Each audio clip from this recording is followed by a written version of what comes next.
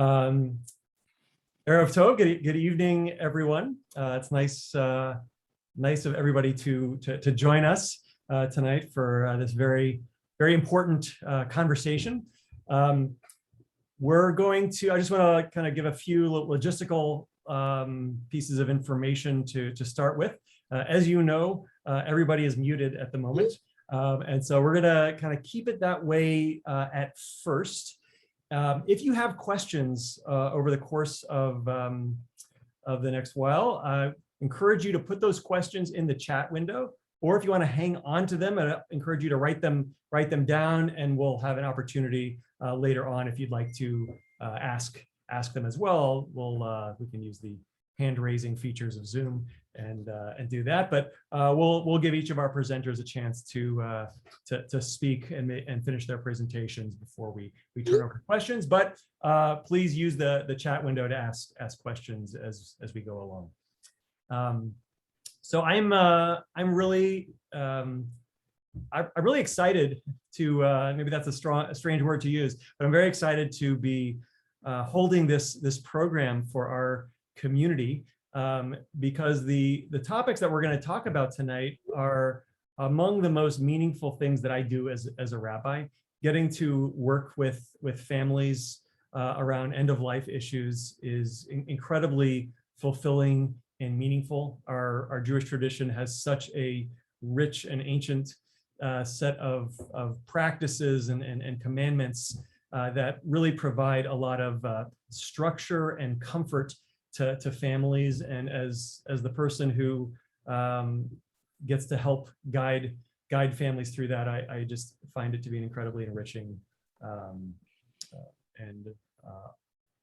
it's an honor for me to be able to accompany families at these difficult times. There's a teaching in Pirkei Avot by Rabbi Eliezer who says, "Shuv yom echad lifnei mitatcha," which means do teshuvah, repent one day before your death. Right? So the implication is obvious. We should never wait till tomorrow, right? He's talking about teshuvah, about repentance, but really it's an idea that can be applied to so many things in our lives, and I think it kind of carries with it a number of important points. One is just the importance of living today, of being fully engaged in life today, not waiting till tomorrow for everything that's important in our lives, for loving each other, for dealing with difficult situations. Don't put it off, right? Do that teshuvah, that repentance every day of our lives. And this certainly applies to issues around end-of-life types of matters as well. We should all live to be 120, but as we know, sometimes unexpected things happen. And if we can be prepared, we're not only doing an incredible service to ourselves, but maybe and just as importantly, we're doing an incredible service to our family members and to our friends who are going to be the ones who are going to be there for us. When we, in my experience, when the issue of end-of-life planning comes up, we often think of one particular thing, when in fact I like to think of this area as actually having three separate but related issues that we really should be addressing and thinking about. So one, and this may be the thing that most people tend to think about when we talk about end-of-life planning, is people think about their will, or in California, their trust, right? So what am I doing with all of my belongings, my assets? What's going to happen to those? And those are really important things to plan for. And so for a lot of people, when you talk about planning for what happens when we're no longer here, that's kind of the first thing that pops into mind. What's going to happen with all of my things? That's one category. The second category has to do with healthcare, right? If I am no longer in a position to be able to tell the health professionals what I want, how am I going to communicate my wishes to them? And so there are all sorts of things that we can do to plan for that. You may have heard of a DNR order, a do not resuscitate order. People might have healthcare directives, which kind of go into some detail about the kinds of interventions I might want and what I don't want. And then there's also the concept of the healthcare proxy, right? Who are the doctors going to turn to if I can't answer the questions about the kind of care I want? Who have I entrusted to be that person who's going to speak on my behalf? So that's kind of the second category. And then the third category is actually what we're going to be talking about tonight, and that has to do with after I pass, what do I want done? Where do I want to be buried? What kind of service do I want? And so that's the third category. And all three of these, obviously they're related, but they each require a different set of questions and answers to address. And something that I think is critically important for all three of them is that even though we're, legally we would identify one person to be the person who would take charge, whether that's the executor of an estate or our healthcare proxy, or probably the executor would probably be the one kind of involved in the funeral planning. Realistically, it's probably not going to be just one person who's going to be dealing with this. There's probably going to be more than one person in the room having those conversations with the doctors, with a lawyer, with a funeral planner.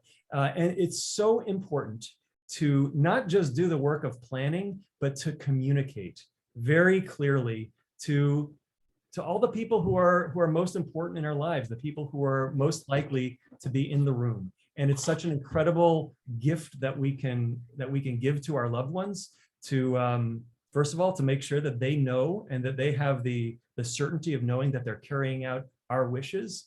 And as well, and I'm sure you've heard stories or maybe even experienced it, a lot of conflict can arise among family members at very difficult times when different people have different ideas about what the right thing to do is, what our loved one would have wanted to be done. And so communicating what we've planned, what we've put in place is a critical step. And so that's what we're doing here. I mean, the fact that you're here having this conversation means that these are things that you're thinking about.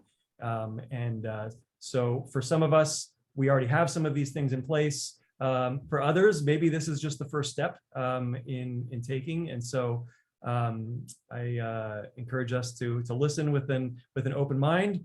Again, if you have questions, please put them in the chat window, or hang on to them till afterwards. And we'll I hope have a really fruitful and meaningful discussion. We're really blessed to have Sinai Memorial Chapel in our community. First thing I want to get out of the way: there's no institutional connection between Sinai Memorial Chapel and Congregation Sinai, right? The Sinai piece, you're going to name something. Like there's a 25% chance in the Jewish world that the name Sinai is going to be in the title. So that's just how we work, right? But we are really blessed in the Bay Area to have Sinai Memorial Chapel here. The truth is that most of the funerals I've officiated at in my time here, I've partnered with Sinai Memorial Chapel and have always found them to be the utmost in professionalism as well as in just sensitivity, and so helpful to me as a rabbi and to members in our community who have had to turn to Sinai Memorial Chapel for their services. So we're going to hear from several representatives from Sinai Memorial Chapel. So first of all, we have Sam Salkin, who is the executive director of Sinai Memorial Chapel. We're going to hear as well from Kara Walden, who is the advanced planning funeral counselor. Sam and Kara are going to be kind of giving their formal presentations, maybe not so formal. And then we're joined as well by David Habib, who is the managing director at the Palo Alto office. And David is here as well, and may be jumping in here to share some of his wisdom with us as well. So with that, we're honored to turn it over to Sam Sulkin. So thank you, Sam. Rabbi Birkenwald, thank you very much for that very thoughtful introduction and the three components. And yes, we're the third component, but the three fit together, and there's not necessarily a right place to start, but all three are of equal importance. I also want to thank everyone who's here this evening and who came to listen, to participate, to ask questions. We're willing to stay and answer any and all questions you have. I also want to note that if you have questions that you'd prefer not to be asking in the context of the congregation, just know that before the end, we will give you contact information, and we'll be glad to have one-on-one conversations with people if that creates greater comfort for all of you. When I was a college student, I had a very influential professor, the late Gerd Korman of blessed memory, who always said, when you're doing a presentation, make sure that you create context. Make sure you create frame of reference so people will know who you are and where you're coming from and be able to better interpret what you're telling them. So I'm going to spend a little time doing that in terms of creating context around the Sinai Memorial Chapel Chevra Kadisha. Some of you have firsthand experience with us, and others, this may be your first encounter with us. So for those of you who have experience with us, please bear with me. In the United States, in the Jewish community, the funeral industry, and the religious component of our tradition are usually distinct. Funeral homes are were historically owned by individual families or a couple of families, depending on the community. And over time, those family-owned businesses became controlled and owned by very large conglomerates that, for the most part, are publicly traded companies that refer to themselves as being in the death care industry. We are not in the death care industry, even though some people would see it that way. We don't. And at the same time, communities organize themselves into Chevra Kadishas around being able to go to those for-profit funeral homes and to perform the rites and rituals the Jews traditionally perform in terms of preparing the deceased for burial. San Francisco and the Bay Area is a very distinct exception. And there is no other institution like Sinai Memorial Chapel Chevra Kadisha in the entire United States. So people who take us for granted don't understand that we are fundamentally different and create a different experience than they might experience otherwise. First of all, we're not for profit in an industry that is almost exclusively for profit. And that not-for-profit orientation dictates a lot of what we do. We were founded as a benevolent society soon after the gold rush with the goal of taking care of the poor, to assure that the indigent received a dignified Jewish funeral just like everyone else, and no one would not ever know who couldn't afford their own funeral. And we honor that as core to our mission today. And this last year, we spent over $250,000 making sure that poor Jews who otherwise would not have had a dignified Jewish funeral have a dignified Jewish funeral. In a community, or in communities, since we're a number of communities, where many people don't even know that there are poor Jews, we know. They always find us. And if they don't find us, we find them. Because of our nonprofit nature, our services start earlier and they end later. So we do a lot of community education, like we're here with you this evening, with religious schools, with adult education programs, with Lair House Judaica, Olive Shalom, Jewish Learning Works, Bay Area Jewish Healing Center, Board of Rabbis, with a lot of communal connections where we do a lot of educational work. And then on the other end of the spectrum, after we've buried a person, we continue to have a relationship with the family. We help families plan the matzeva, the marker at the cemetery. We help people plan unveilings. We have 3 licensed clinical social workers on our staff, and we provide bereavement and grief counseling to the community at no charge. These are things that for us are just standard operating procedure. There's a whole thing about what we do with our surpluses when we generate a surplus, and basically we give it away. And we could talk more about that if you have questions about that. I won't dwell on that now. There are a number of not-for-profit Jewish funeral homes in the country, but they all tend to be sectarian. They tend to be owned by a particular congregation or a particular religious stream.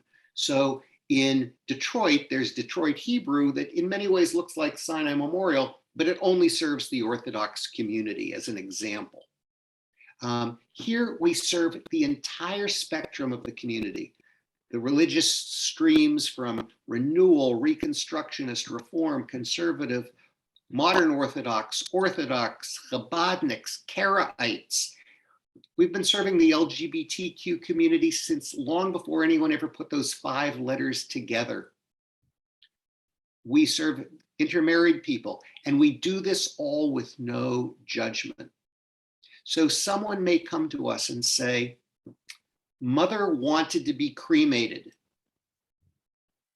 And we start a conversation with them about cremation, as distinct from someone who says, you know, mother wanted to be cremated, but traditionally Jews don't cremate, do we? And that opens up a very different conversation for us. But we work carefully not to have a person feel like what they've come with in terms of what they want to explore is it all being judged. We're here to be a resource. Our goal is to always increase Yiddishkeit in terms of what we do, and at the same time do it without the person who's come seeking our assistance to feel at all judged.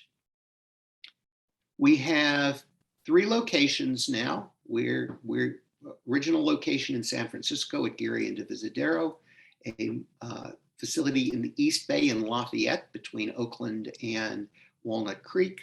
And we passed inspection today, and we will be opening our new facility. We had a facility in Redwood City that we closed during the pandemic. And today our state licensure reviewed our new facility in Palo Alto that's going to be located on the Oshman JCC campus. And so we'll be part of that physical community of many Jewish activities in Palo Alto, and it's a little closer to San Jose. What else can I tell you about us that may be important to you? We are cemetery agnostic, and by that I mean even though we own and manage 3 cemeteries, we bury Jews wherever they wish to be buried, and for the most part, that's either in cemeteries that are owned by congregations or sections in other cemeteries that have been particularly dedicated by congregations. In some cases, they are not Jewish cemeteries, but there's a family history of being buried in that cemetery. We are the only Jewish funeral service between Los Angeles and Seattle. I know that might be hard to quite imagine, but so, you know, we serve as, on a practical basis, as far south as Carmel, Modesto, as far east as Reno, Nevada City, as far north as Ashland, Oregon, sometimes Mendocino. So we serve a very large area, even though most of our service is committed to people who live in the Bay Area itself. We bury Jews. When I say we bury Jews wherever they wish to be buried, I mean that literally. So in the advanced planning process, someone may say, well, you know, I don't quite know what I want to do because I've lived here for 30 years. I've been a member of Congregation Sinai the entire time, but my family owns cemetery property in Cleveland. We help them figure out where they're finding resting place to be. But if they choose Cleveland, we facilitate their burial in Cleveland. In this week alone, we sent 3 people to Israel to be buried in Israel. So we're very adept at doing what needs to be done from a technical and logistical perspective, always trying to respect our traditions of burying as quickly as practicable. But we literally bring people to us for burial. Someone's on vacation and meets their end in Mount Kilimanjaro or in Australia. And this, I'm not making these things up. This happens all the time, not every day, but all the time. And we're very adept at dealing with these situations. So I also want you to know that we are incorporated as both a religious and a charitable nonprofit organization. We're a 501c3. We're made up of a board of directors that stretches from northern Marin to San Jose, from the ocean to the eastern edges of Contra Costa and Alameda County. We do not currently have a board member from Congregation Sinai, but we would be most welcome if there was somebody in the Congregation Sinai community that were interested in exploring joining us in a governance perspective. We represent geographic diversity, religious stream diversity, gender diversity, sexual orientation diversity, and racial diversity. And we've come a long way since 1986, when the first woman was elected to the board in an organization that's now entering its 120th anniversary. So we are deeply grounded in tradition, and at the same time do our very best to serve the evolving and contemporary needs of the entire spectrum of the Jewish community of Northern California. And I'll be glad to answer any questions about who we are and what we do, if you have any, even though I know the purpose of this is primarily for you to be coming to terms and exploring the possibilities of making an advanced plan for yourself. Advanced planning, I should tell you, from a funeral director's perspective and experience, is a critical gift to give your family. When the phone rings and someone says, my fill in the blank is in the hospital or has just had hospice come in and I don't know what to do. If you've made an advance, well, our answer always is, we're sorry for what you're going through. We do know what to do, and we're here to help you deal with what you need to deal with because we know how to do this. But if the person is calling and saying, and I think that mother had an advanced plan with Sinai, then we can almost assuredly say to them, focus on what's going on emotionally. We have the information that we need, and when the time comes, we'll have it. But you won't have to be scurrying around trying to find a social security number, military discharge papers, et cetera, et cetera, et cetera, et cetera. All the things that become logistical nightmares when you really want to focus on your emotional loss. So I'll turn this over to my colleague, Kara, who is our advanced planning specialist. And we look forward to answering any and all questions that come your way. Thanks so much, Sam. Hi, everyone. So good to see all your faces. So glad that you are joining tonight.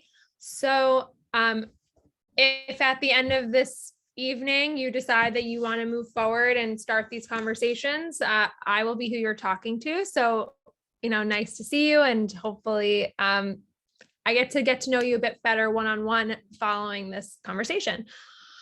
So I'm going to touch a bit on what Rabbi spoke about at the beginning about the different things that one does during advanced planning.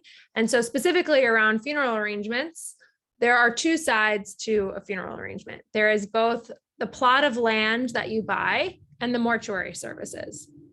And I would say more commonly than not, people will move forward and purchase their plot and then be like, great, thanks so much. I finished everything and we're all done.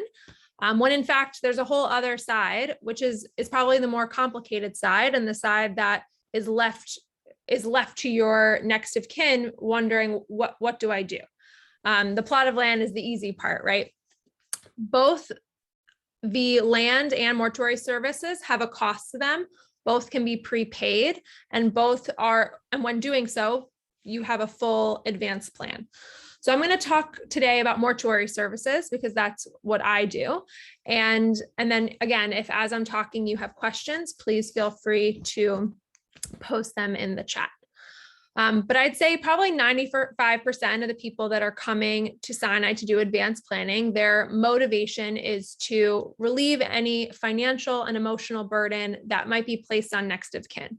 So, Sam talked about this a bit, but really we don't do advanced planning for ourselves. We do it for those who would be executing on these plans once we've passed away. And so my job as the advanced planner is to not only guide you through our services and what you want at the end, but also with the intention of making that person at that time's life as easy as possible. And so there are 3 things that I walk families through. There's 3 steps that I walk families through to make sure that we are fully prepared. So the first thing is just some information collection. So when someone passes away, a death certificate is issued by the county, and there's a lot of personal random information that's needed to process that paperwork. And that includes questions like, where were you born, to what was your mother's maiden name? Where were your parents born? And, 6 months ago, if you had asked me what my grandmother's maiden name was, I would have no idea. And I've now since, asked my parents these questions. But if my parents were to have passed and I was responsible to answer those questions myself, I would be searching through paperwork and I wouldn't even know where to begin. And so in order to make things easier, I can actually collect the answers to those questions prematurely, which one means we don't have to go back and forth with your next of kin at the time, burdening them with those questions. It also means that we can seamlessly begin that paperwork. And so specifically in the Jewish tradition, we want to be buried as quickly as possible. And so this helps facilitate that process and making sure we can move forward. The second thing that I'm going to do is walk you through Sinai's professional services, or the things that you want to hire Sinai to do at the time.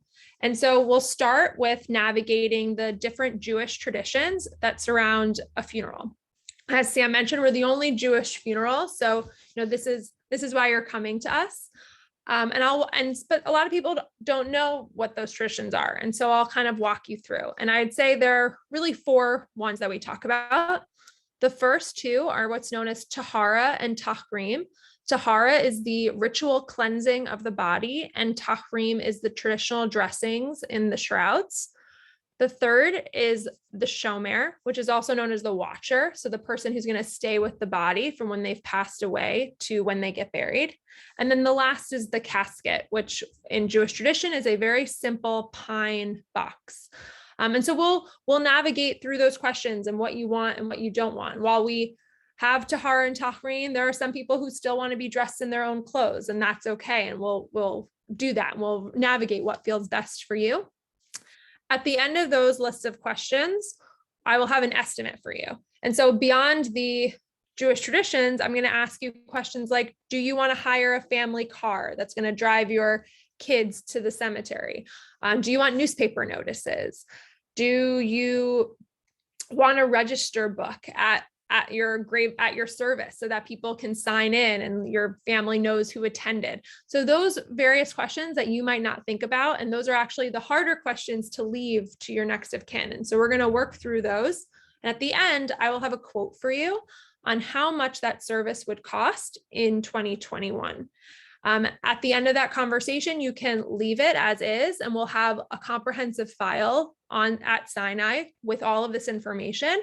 Or you can choose to prepay for those services, which to your financial benefit, it locks in the price. It also guarantees that your wishes will be what's executed at the time. And it makes sure that there's no financial burden left on next of kin. So that conversation for some families is one day. The whole thing can happen in an hour, or it can happen over the course of 5 months. It really is at your pace. My conversations are part of the service that we offer to the community. So they're free of charge. And so we really just are open to hearing what you want and how we can make that happen. So really that's everything on my side. So I'd love to open it up to questions or hand it over to David or Sam if there's anything you'd like to add. I would just, Kara, thank you. I would add just one small thing. In 2 weeks, the Parsha of the week is Chaye Sarah, the life of Sarah. And this is the first time in the Torah that we encounter a person dying that is part of our tradition. Yes, the planet almost got wiped out with Noah's Ark, but this is the first time that we have a particular person who not only died, but who is, there's responsibility associated with the death. And what we find is that while the Parsha is entitled The Life of Sarah, which is fascinating, it's mostly about the death of Sarah and what comes after her passing, not her life. And what we recognize is that Avraham Avinu is totally disconnected, it seems, from his emotions around his loss because he didn't do any planning. And he now has to, as a resident alien who may not be able to own land where he's living, has to figure out how to negotiate the purchase of a cave for the burial of his wife. And so what we find here in the Torah portion is that there is this elaborate description of the negotiation and the later commentaries about this negotiation and the fact that he probably paid an exorbitant price because he wanted to make sure he got what he needed, et cetera, et cetera. It all underscores that if he had planned, if he had had an advanced plan, then he and his family could have focused on their loss and they could have mourned and grieved together. Now, I don't want to make Chaya Sarah unimportant from an advanced planning perspective, because it's very important in terms of our tradition. It established our ownership for the first time in the land, and the Chaya Sarah ends with Isaac being married and having offspring. And so the two things that Hashem promised Abraham, the two things he promised, which were to give him a land and make him a great nation, both of those made steps forward. But from an advanced planning perspective, he was very unprepared.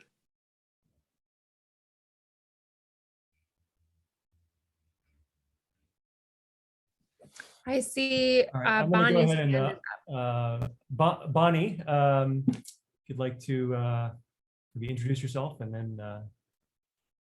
Hi, I'm Bonnie Slavitt. I'm a member of Beth David. I am really very pleased, as difficult as this says, or it is for me to say, for you to be doing this.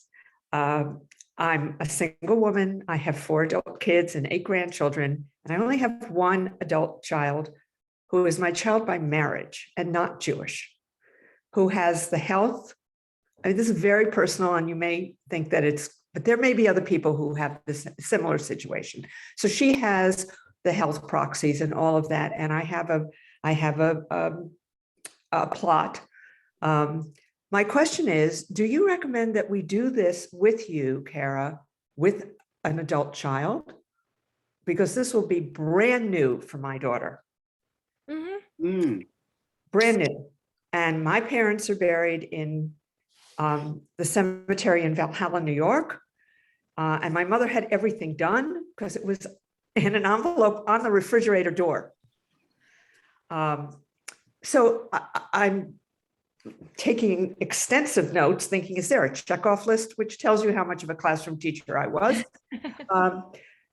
Do you recommend that we come alone? I don't have a spouse, or that we bring an adult child? So I'd say that that's totally up to you. So I've definitely met with parents and their children before.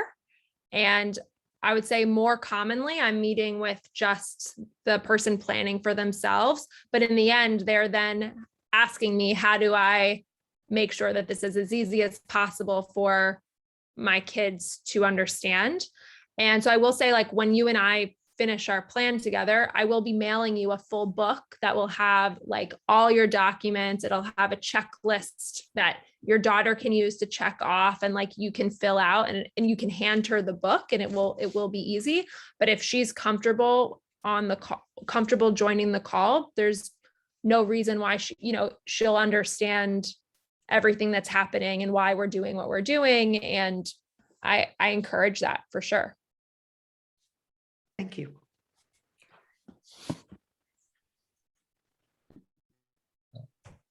There's a question in the chat room from Sherry. What's the youngest age we want to get an advanced directive from? 18. So this may be a little bit earlier than your purview.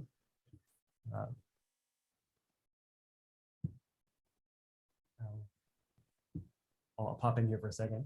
Because Sherry, if I understand, you're asking about healthcare proxy. Is that healthcare issues? Yes, that's correct. Yeah. So I'll say, so for those who don't know, my wife is a physician, and when she was in medical school at 25, that's when we started filling out our advanced directives. So at 25, I had an advanced directive, and in full health, but Yeah.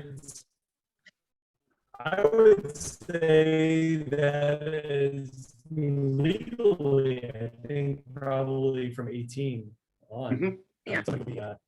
Young health, and it's something that should be revisited probably at least every 5 years, because we get older and hopefully wiser, and our circumstances change, and our feelings about things change, and healthcare changes, and it's something to be revisiting regularly. In my house, it's certainly something that we talk about frequently with our children. Right. Yeah, I was talking. Would you mind just unmuting David, because he has things to say about that? Yes. Hi. Thank you. I just wanted to add to Bonnie, like Kara answered, I think it's wise. I think it's actually a good thing to come in with your adult child and your legal next of kin. And we have two options to do it. We can do it by phone or by Zoom, like we're doing right now with Kara, or Kara can actually meet you. Now that we opened our offices, you guys are more than welcome to come to our Palo Alto facility, sit down here. Some people would prefer that.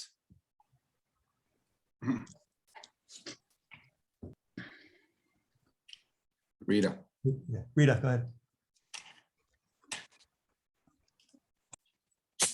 So I'm going to have to, I'll click a button to ask you to unmute, and then you'll have to unmute yourself.